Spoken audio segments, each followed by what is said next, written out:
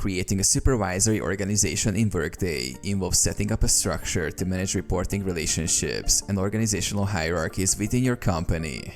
Here's a concise guide on how to create a supervisory organization.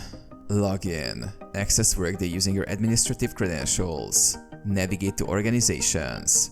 From the Workday home screen, click on the Organizations worklet. Create new organization. Select Create Organization or a similar option depending on your setup.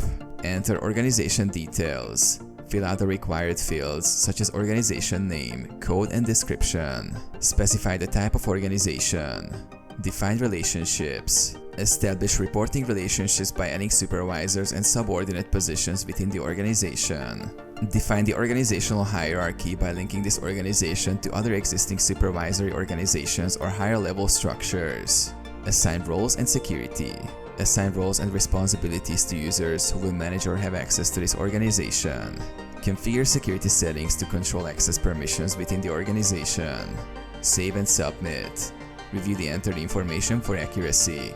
Click Save or Submit to create a supervisory organization.